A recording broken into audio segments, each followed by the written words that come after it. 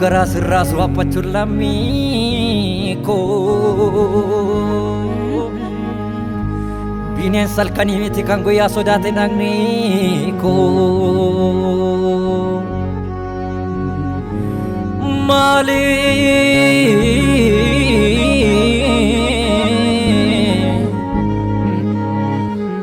maaf gara sirraas waappachuun lammii koo bineensa halkanii miti kan guyyaa sodaate dhagni koo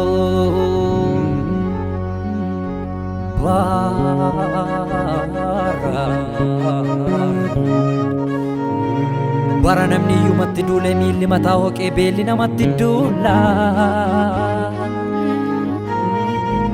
harrayyuu waan taphutu dhabee ilmaan hiyyeessotaa baay'ee tagabuu bulaa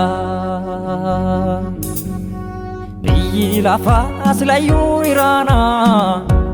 kan lammii koomaa badhaa ta'ee kun abaarsa moomaattu dhalatee dirfachaa deemuun himaaf aadaa ta'ee lola deemaa toofaa dhiiga gumaa gumaa barri mimmaanii kun yoom nurraa dhumaa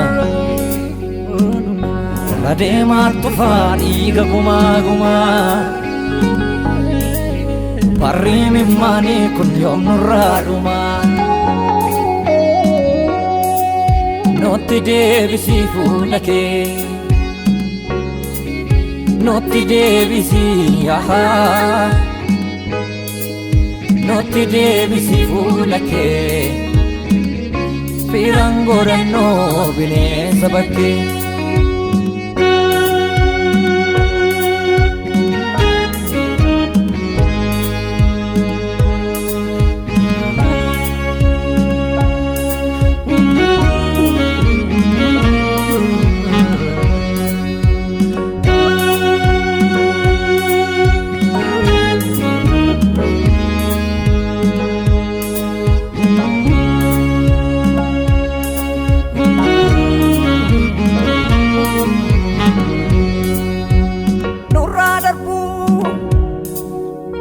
barri karoon darbatu himi malaku nurraa darbu barri jarraan jiraachuus taate takku nurraa darbu barri karoon darbatu himi malaku nurraa darbu barri jarraan jiraachuus taate takku haati rakkinaan guddiste agabuu bultee marrummaa cirmaa kummaaf ta'ee maaliif awwaalaree abbaan ilmaa maaliin nuuf bari'ee jarraan 21ffaa akkasiittillee hin hafu argina gaafusuu Kiristoosiin faa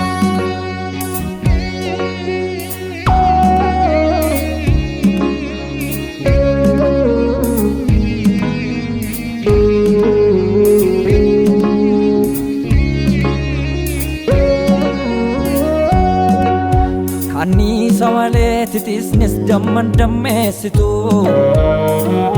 barri fokkistee waan fokkistuu dhabdee kun nun balleessitu rakkinni biyyatti maaliif mataa dhabee nurran bubbulchine bara reeffillee safuu dhabee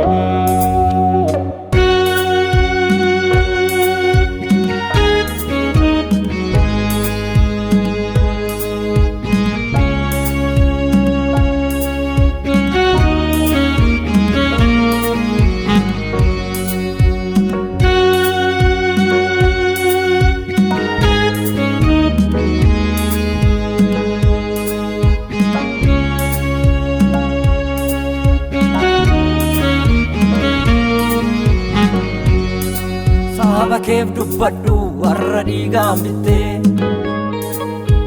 utuun toliniif aduun qaxalitte saba keef dubbadhu warra dhiigaan bitte utuun tolineef aduun qaxalitte aduun qaxalittees bifti ishee jijjiirameera gurraan kan nageenye milikiiti dhufaatii kee addunyaadhaaf eerameera halkanichis darbee guyyichis dhiyaateera